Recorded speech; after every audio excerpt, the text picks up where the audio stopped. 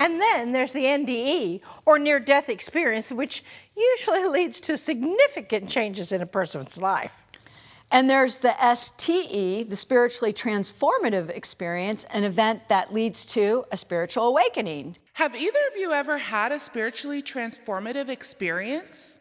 Oh yeah. We both did. And it wasn't pretty for either one of us. We were both very different people before our awakening. Very different. Does that mean you're enlightened now? No. Though hopefully we're moving in that direction. So what was it like? What was it like? Do you want to go or do you want me to go? You go. Yours was before mine. Well, first off, you need to be aware that a spiritual awakening can sometimes be more of a process than an event. I mean, it can involve more than one spiritually transformative experience. What's it feel like? How do I explain this? No idea. I'm just really glad they asked you. Well, let's see. Okay, there's a dialogue exchange in The Hitchhiker's Guide to the Galaxy where Ford Prefect is preparing Arthur Dent for what it feels like to travel at light speed. And Ford says, it's a lot like being drunk. And Arthur says, what's so bad about being drunk? And Ford says, have you asked a glass of water? In a way, spiritual awakening is sort of like that. You feel strange, it's disorienting, and you're completely different when you come out on the other side. You know, Marilyn, I think it would be helpful if they knew what you were like before your awakening. I don't think that's a good idea. She was a little spitfire, I'll tell you that. She loved theater. She loved everything about theater. She wanted to be in theater. She actually got her master's thesis in theater. She wanted to be on stage. She wrote her one-woman show. She wrote it, produced it, performed it. You couldn't get her off the stage. Oh, she did one performance, I forget the show, but she was all on roller skates the entire time. I never did do main stage with her, but she would do special groups, all sorts of special groups, and she would need me to accompany her, so I'd get this phone call, Randy, I'm gonna do this for this group, can you come play for me? And it's like, of course I can. Risque? Yeah, Marilyn loved to do things that were quite risque. That involved the boas and the costumes and the outfits, and just, the woman just lit up a room. If I had a rich man,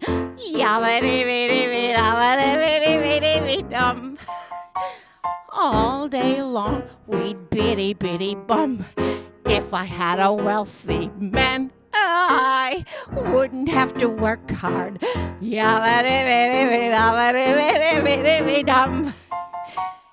All day long we'd bitty bitty bum. If I had a wealthy man. Oh! The craziest thing I think she's ever done is singing telegrams. She did singing telegrams for all sorts of things. She's done like one for the mayor. She once did one at a Chiefs game for a guy sitting in the middle of the road right down. I mean, that was crazy. I think she fell in someone's lap or something. I don't know. But oh. The craziest and strangest one, she did a singing telegram for a patient getting ready to have a vasectomy. Interesting. Huh. Guess they fix eyeballs too. Are you Don Collins? I am, unless you're looking for a donation. Oh, no, nothing like that. I am here to wish you luck on your procedure. These are for you. You'll know why there's two in a minute. Have a great vasectomy. Have a great vasectomy. Have a great vasectomy. Have a great vasectomy. Have a great vasectomy. Have a great vasectomy. Have a great vasectomy. Have a great vasectomy. Have a great vasectomy. a great vasectomy. Just for you. Mwah. My wife called you, didn't she? Yes, she did. She just wanted you to know that she was thinking about you during your surgery and wanted you to have a wonderful, easy, successful one. I thought so. You know how there are some words that are really difficult for certain people to pronounce?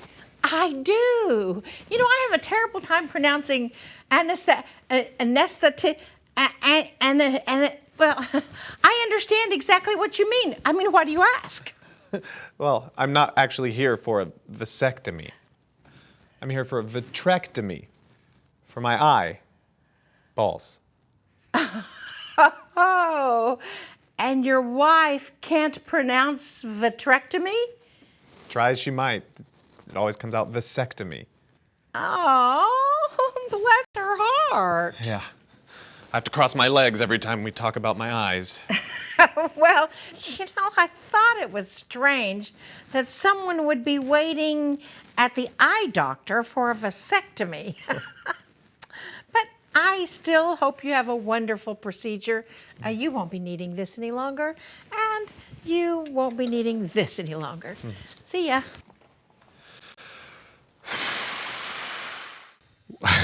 She's the girl that would love to go to the bar, have a few cocktails, get up on the table, and tell blonde jokes.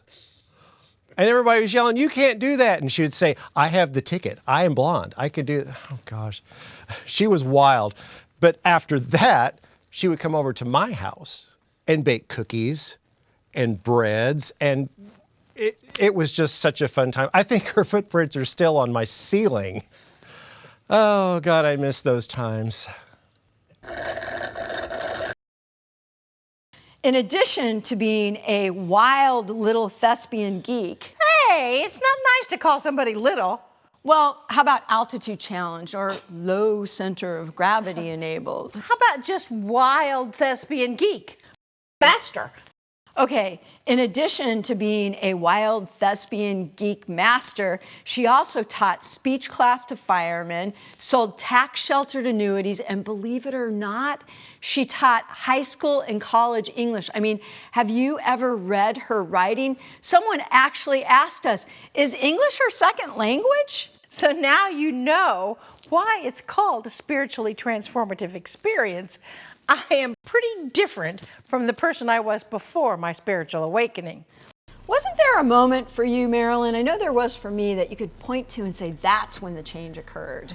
Absolutely. I mean, I didn't know it at the time, but in retrospect, I knew exactly when it had happened. I mean, I'd had a surgery. 5 days later, I was in so much pain.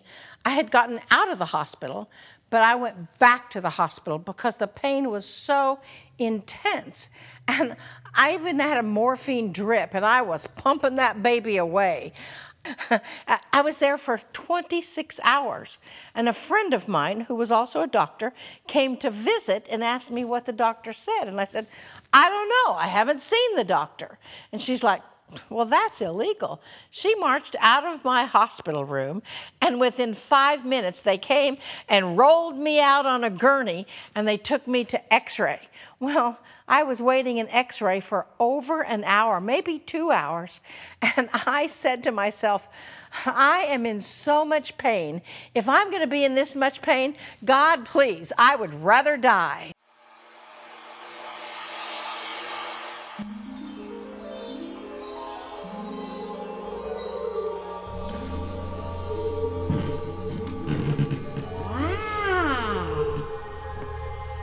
Wow, this feels so much better. You look really pale in there. You know, I mean, you need some lipstick or makeup or something. I love this. Oh, this is great. If that body is going to be in this much pain, I am not getting back in. Speaking of that body looks like this body. Wait a second. I thought we talked about me being taller and thinner, coming into a tall, thin body. I mean, can we renegotiate this? I mean, come on. Hello? Maybe there's somebody else down the hall. Hello? Anybody out there ready to leave? Oh, hey, Josh. Hey, Randy. How is she? She's had a rough day. She's really groggy and not making a lot of sense. This whole thing is kind of hard for me to believe. I mean, my mom's been everything for me. It's always been so full of life and just... Well, you know she's gonna be okay, right? I guess. I'm just gonna go see her.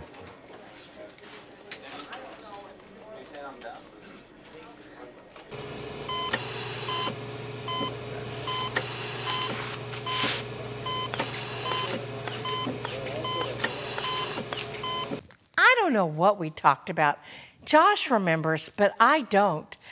All I know is, after that moment of surrender on the gurney, I felt this surge of energy, and something had changed.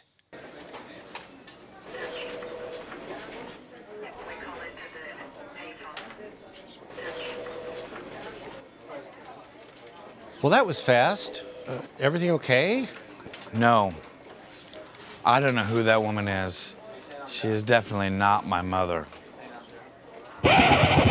Did Josh really not recognize his own mother? Okay, let's try this again. She is definitely not my mother. Did Marilyn misplace her body in the hospital corridor?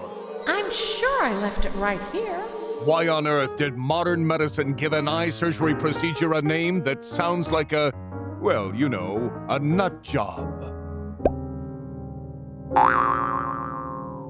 Find out the answers to 2 of those questions and more on the next exciting episode of 2 Girls and a Galaxy.